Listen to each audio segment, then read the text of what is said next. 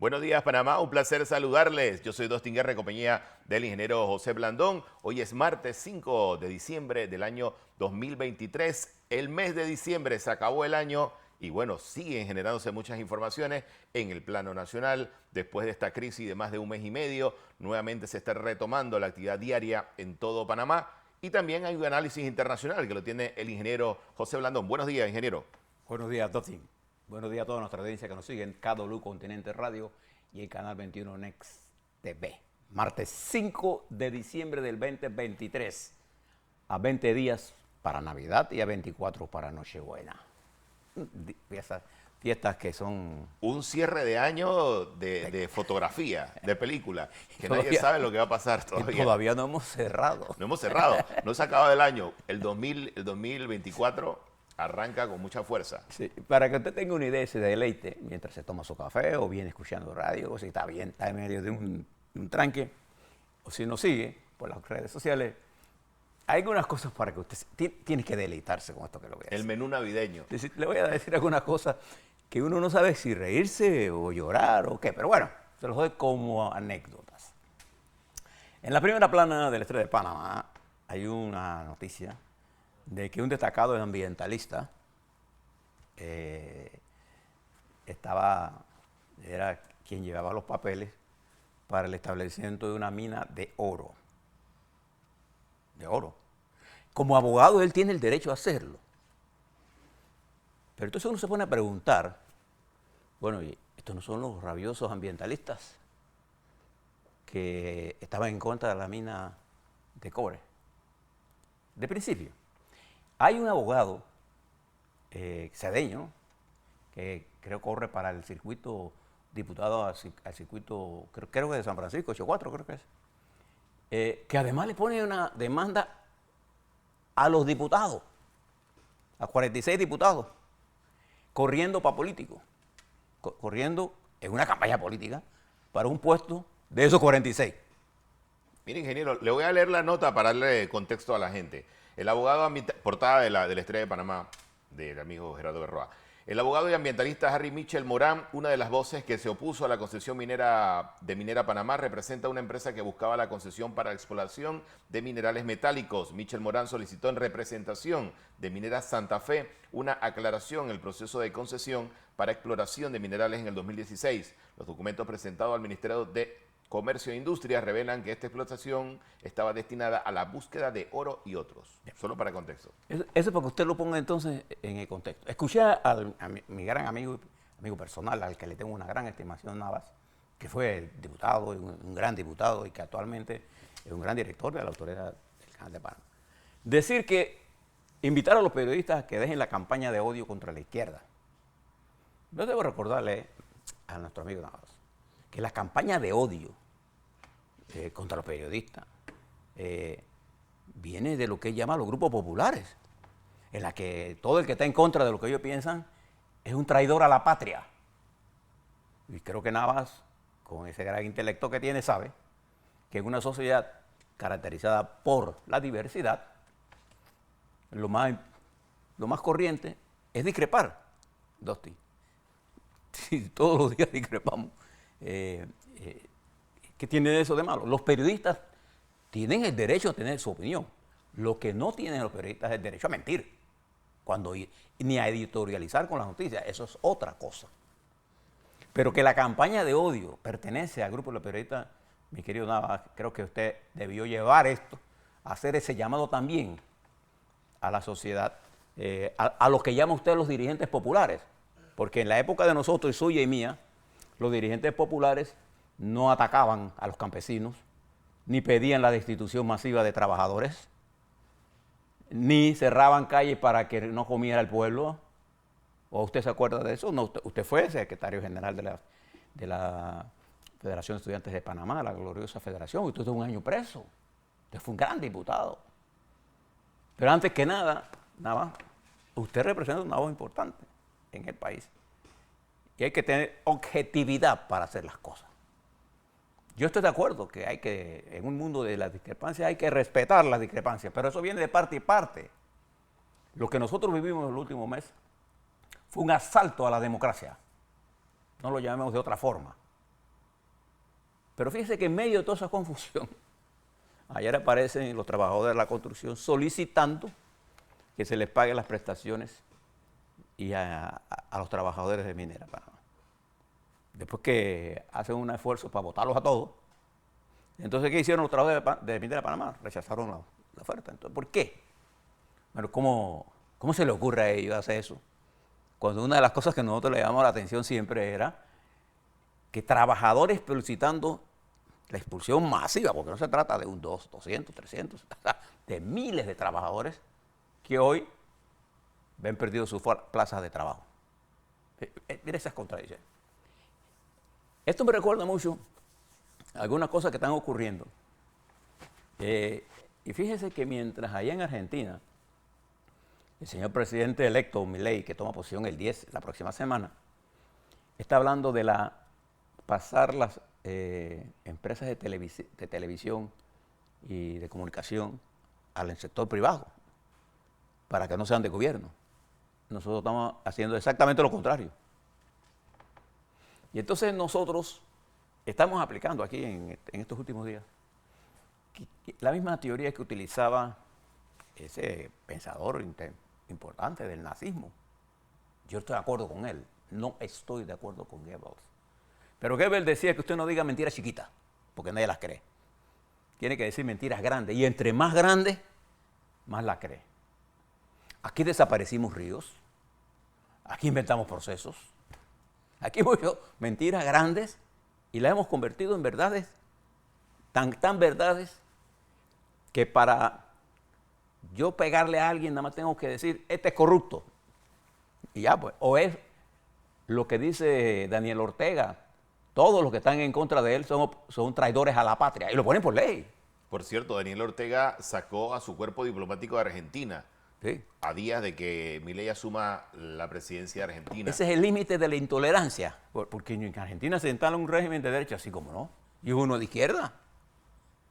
Entonces, cuando esto es de las cosas que uno se pone a pensar, y que yo los invito a ustedes que miren el ambiente en que estamos viviendo. Fíjense, en Argentina, ¿quién es el ministro de Defensa designado por el señor Milei?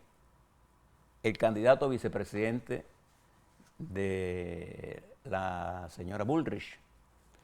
¿Y quién es la ministra de Seguridad? La señora Bullrich. O sea, el equipo, básicamente, del expresidente Macri es el equipo que juega en los ministerios de mayor nivel de importancia en este momento, en el de Economía y estos dos. Y entonces allí, ese es el gobierno en el que se retira el señor Ortega. Pero mire esto también, para que se divierta un poco. ¿Recuerda que le hablé del referéndum en Venezuela del domingo? En la noche del domingo, el señor presidente del Consejo de Elecciones, el Consejo Superior de Elecciones, leía los resultados y decía que habían votado cerca de 10 millones y medio, pero que no explicaba si eso se debía al conteo de que eran 5 puntos que iban al referéndum, y cada voto al punto era un voto. Entonces, 10 millones representaban 2 millones de votos. Después aclaró ayer, no. Es que votaron, según él, casi 11 millones de venezolanos en un referéndum en donde la población electoral de Venezuela, total, antes del éxodo, era de 20 millones. Han salido votantes, han salido más, pero votantes, más o menos como 6, quedan 14. O sea, estamos hablando de más del 50% de la población. No, estamos hablando del 80% de la población en un referéndum. En un referéndum. Y bajo la administración de Chávez, que era mucho más popular. Es un mensaje fuerte eso. Es que las cifras no tienen justificación. En realidad, el referéndum no tuvo ese éxito que dice él. Hay videos de alcaldes, gobernadores, asustados porque a las 3 de la tarde no había votado tanta gente. Y la comunidad venezolana en Panamá le da seguimiento a este referéndum porque he tenido la oportunidad de conversar con algunos amigos venezolanos y me dicen, estamos pendientes de lo que está ocurriendo en Venezuela y cómo se mueve la oposición y la lucha que hay entre el gobierno de Maduro, la oposición y las maniobras distractivas que están haciendo. Y esto de referéndum, ¿por qué ellos quieren abultar esto? Porque si el referéndum es menos que en la primaria de la oposición que fueron el 22 de octubre, que fueron exitosas, porque primero nunca pensaron que iban a votar, primero las quisieron anular, después les dijeron que nada más habían 600,000, después reconocieron que habían 2,5 millones de votantes, y María Corina Machado salió con el 93%. No hay la menor duda en las evaluaciones que se tienen de ellos mismos y de los otros en Venezuela, que el presidente Maduro tiene un índice de aceptación entre el 7 y el 9%. Eso es todo. No hay forma de que le gane. Entonces, le cuento esto para que mire lo que está pasando en Venezuela. No es que nosotros estamos a favor de que el Esequibo sea de Guyana, no. Históricamente, el Esequibo pertenece a la República de Venezuela. Lo que Chávez y Maduro hicieron, ignorar la lucha de la reconquista del Esequibo. Es más, Chávez le dijo al presidente de Guyana, quédense con el Esequibo. En el madurismo y en los primeros años en el chavismo y en el primer año se olvidaron del Esequibo. Ello existe cuando la Exxon encuentra los grandes yacimientos de minerales. Y lo usaron ahora para tener una excusa de no cumplir los acuerdos que firmaron en Barbados. Entonces el CARICOM emitió un comunicado contra Venezuela. El CARICOM, ese mismo CARICOM a la que Venezuela le llevaba, Chávez pues le mandaba petróleo y productos refinados, le dice a Venezuela, alto. ¿Y qué hizo la Cancillería venezolana? Los mandó a freír espárragos. Eso está pasando ahora mismo. Y en Venezuela también hay una ley que todo el que está en contra del señor Maduro es traidor a la patria. El odio como elemento de debate que se introduce en Venezuela, que se introduce en Cuba, que se introduce en Nicaragua, que se introduce en Bolivia, la oposición toda es traidora. Entonces, ese lenguaje, para mi amigo Nava, no es el lenguaje que nosotros usamos. En el proceso de descolonización, nosotros nos enfrentamos a adversarios en el debate político. Punto. Yo creo que es importante tener estas cosas claras porque estamos en medio de dos grandes guerras. Fíjense, le cuento esta historia a otra para que usted se vaya tomándolo con calma. Hay un espía que trabajó para Cuba por 40 años en el Departamento de Estado de los Estados Unidos. Él se llama Víctor Manuel Rocha. Él es de origen colombiano. Graduado en las principales universidades de los Estados Unidos. Él se graduó en Harvard, en Yale, tuvo grados, y en Georgetown. Y trabajó por 40 años. Ya está arrestado en Miami, después que agentes del FBI estaban detrás de él y lograron, haciéndose pasar por miembros de la DGI cubana, obtuvieron declaraciones de él en las que él confiesa que él era espía para Cuba. Y está detenido. Hay 40 años. Nada más para que usted vea cómo se está moviendo el mundo. Pero estamos en medio de dos guerras. La primera guerra, la de Ucrania, en la que Putin pensó que en 7, 8 días esto era viste 2 vueltas y ya lo iban a recibir en Kiev con grandes marchas. Lleva más de 2 años la guerra. Y no ha logrado sus objetivos. Ahora el 15 de diciembre va a hablar sobre esto. La primera conferencia de prensa después de la aparatosa pérdida de lo que hizo. Además pudimos conocer en vivo y en directo las falencias del ejército, lo viejo de su armamento y lo peligroso que es un hombre con armas nucleares. Y después Israel entra en una guerra que pensó que iba a ser relámpago. Esta es la guerra más larga que Israel ha entrado. Va para el 7 de diciembre, este jueves, se cumplen 2 meses de esa guerra. Y una guerra que inicia donde los grupos Hamas le golpea el orgullo a Israel, porque le viola todos los aparatos de seguridad, toda la estrategia de seguridad de uno de los ejércitos más fuertes del mundo. Eso ocurre y explota esta guerra que parecía que iba a ser más corta y que iban a haber treguas, pero no hay treguas. Pero fíjese usted, el punto central de esta guerra es que jamás pudo entrar en un plan que tenía la inteligencia israelita, de acuerdo al New York Times, desde hace un año. Los documentos de este plan, que se llevó casi a la misma perfección con que lo tenía la inteligencia israelita, que fue desestimada hace un año. ¿Cómo iban a entrar? ¿Dónde iban a entrar? ¿Con motos, sin motos? Todo el plan estaba diseñado. Lo publica el New York Times este fin de semana. Pero ¿qué pasaba con Israel en ese momento? Netanyahu estaba en medio de un proceso judicial. Estaba por perderlo. Y ahora, en medio de la guerra, la Corte Suprema de Justicia del Estado de Israel dice que continúa con el proceso contra Netanyahu en medio de la guerra. Eso nunca había pasado en Israel. Pero la distracción que llevó todo este proceso de la reforma judicial, en la que Netanyahu quiso poner la Corte Suprema de Justicia bajo la égida, que la última definición la tenía el aparato político, que era el Congreso. Un cambio radical en el modelo político de Israel, llevó a un debilitamiento y un enfrentamiento. ¿Se recuerda las manifestaciones de miles de gente protestando contra Netanyahu? Eso pasa en las democracias, ¿eh? Eso no pasa en los regímenes dictatoriales, porque una de las cosas que tiene Israel es una sólida institucionalidad, aparte de su sólida defensa. Pero llegó Hamas con este acto y le tocó el orgullo.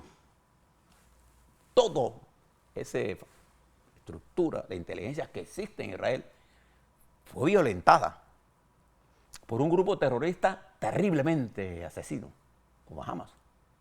Y ha provocado una guerra que está por extenderse por más meses. Y no hay forma de entrar tregua, porque ahora el mundo en general, entonces, fíjese lo que está haciendo el presidente de Francia, Macri, el presidente Emmanuel Macron. Emmanuel Macron critica que Israel no tiene una estrategia para salir de esta guerra. Es que no hay forma de salir de esta guerra así como está. Que no sea a través de la creación y fortalecimiento del Estado de Israel y del Estado palestino. No hay forma de salir de esto. ¿Quiénes son los que están muriendo en esa guerra? La mayoría que muere son mujeres y niños. Y las imágenes de niños asesinados son duras. Y esto está golpeando mucho la imagen internacional de Israel. Y eso que Israel está haciendo un gran esfuerzo internacional por llevar esto. Nosotros condenamos el terrorismo que se actuó contra el pueblo de Israel, sin duda. No hay que tener duda de que Hamas es una organización terrorista criminal. Y lo que hizo en Israel fue bárbaro. Pero lo que está ocurriendo ahora opera contra Israel. Entonces, estas dos guerras están teniendo influencia en el comportamiento de la economía global, porque simultáneo a esas dos guerras, la República Popular China, a pesar de su extraordinario desarrollo económico, atraviesa por grandes dificultades económicas. La crisis inmobiliaria bárbara que se llevó la cantidad de ahorros enormes de los jóvenes chinos. Además, el endeudamiento de los gobiernos locales, que constituyó el elemento fundamental del desarrollo. Si usted estudia bien Asia, una de las grandes cosas que tienen estos tigres de Asia es el gran poder y gran desarrollo local y el gran desarrollo de la educación. Son dos elementos importantes. Bueno, en China se mantiene en un alto nivel de la educación, pero se introduce ahora la educación política partidaria. Desde jóvenes usted aprende que el único partido que existe es el Partido Comunista. Lo que no pasa en otros países porque existe pluralismo político. En medio de todo esto, nuestra América se debate en las siguientes cosas ahora mismo. Dentro de unos días, Milei se encarga de un gobierno totalmente nuevo, con paradigmas totalmente nuevos. ¿Van a tener éxito o no? Algunos de ellos ni siquiera lo comparto. La pregunta que se hace todo el mundo en América Latina es la estrategia o el planteamiento que hace Milei de su gobierno de cambios radicales de la Dolarizar. moneda, de la estructura del gobierno, eliminar ministerios, cambiar la forma de gobernar en Argentina. ¿Qué impacto va a tener eso en la población? ¿Qué impacto va a tener eso en la región? ¿Cómo influye eso en Panamá? Porque también hay una relación de Panamá-Argentina fuerte. Claro, mire, ya influye en las relaciones de América Latina, que de hecho el tratado comercial con la Unión Europea está detenido ya. Ya, no hay forma que con Milei ahí eso se desarrolle. Pero observe esto, no solamente en Argentina, en Perú.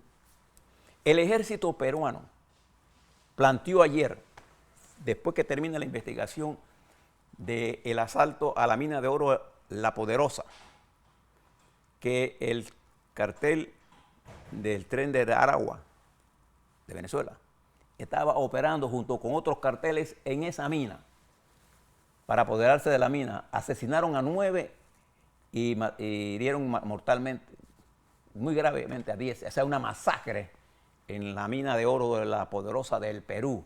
Recuerde que Perú, uno de los grandes problemas de las movilizaciones fueron impulsadas por la minería ilegal de oro, que se trafica ¿hacia dónde? Hacia la frontera con Bolivia. Y las Fuerzas Armadas peruanas detectan que la operación militar contra esa mina se hizo con explosivos de la propia mina en una gran masacre. Y yo les voy a hacer una advertencia a Panamá. En toda mina hay explosivos, en toda mina, porque eso es parte del proceso. En la mina de aquí, de Minera de Panamá, hay explosivos. Y por eso que el cierre de la mina tiene que hacerse con extremo cuidado. Le advierto a los sistemas de seguridad que en esa mina hay cantidades de depósitos de explosivos. Y dejar eso en manos de nadie, o creer que porque tenemos el puerto, un grupito tiene el puerto cerrado. Ojo con el esquema de seguridad que estamos planteando. Mire lo que acaba de ocurrir en Perú, en donde las Fuerzas Armadas tenían un fuerte operativo militar y por encima del operativo militar, Justin, se dio este asesinato. En resumen, América Latina vive de sobresalto en sobresalto. Nosotros vamos a este fin de año, nosotros aquí en la República de Panamá, sumidos quizás en uno de los años de mayor incertidumbre, no solo para el fin de año, sino para el próximo quinquenio. Estamos en lo que llamamos un alto riesgo por el alto nivel de incertidumbre. ¿Qué es la incertidumbre desde el punto de vista político y económico? Es la incapacidad que tenemos con las variables en las manos de poder predecir con cierto nivel de certeza el futuro. Cuando yo no soy capaz de predecir el futuro, ese país o esa nación es desde el punto de vista financiero inestable y desde el punto de vista político inestable. Nosotros hemos pasado 35 años de alta estabilidad política y de alto crecimiento económico. Bueno, esto, estamos al borde. La gente se pregunta cómo los panameños tuvimos la capacidad de echar por el barranco. En agosto, la economía panameña creció a 8,5% acumulada, anualizada. En agosto. Pero ahora, nosotros podemos terminar el crecimiento de la economía probablemente en 3,5%. Y el 24 podría estar entre 2 a 3%. Y vienen unas elecciones y generalmente cuando se realizan las elecciones en Panamá y en todos los países hay una contracción de la economía porque el inversionista tiende a aguantarse, a no invertir hasta ver qué gobierno va a llegar, las condiciones que existen. Ayer tuvimos aquí al abogado Camacho y hay otro nivel de incertidumbre más alto también que viene, que es que el día 7 de diciembre como él nos dijo aquí, se va a presentar, la defensa de Martínez está obligada a presentar el recurso de casación. Y eso genera incertidumbre Un adicional estrés adicional, exacto. al estrés de la economía, y esto pone la necesidad. Por eso le hago esta respetuosa reflexión al profesor Navas, porque nosotros esperamos más de usted como dirigente. Usted no puede creer que el odio se maneja de un solo sector. No. Hacer eso es caer en la trampa de creer que el mundo puede ser o totalmente rojo o totalmente blanco. No, los matices existen. Y ese gran dirigente panameño que se llamó Omar Torrijos le enseñó a usted y a mí que uno trabaja con la izquierda y con la derecha. A la vuelta. Muy Toda bien. esta incertidumbre en Panamá.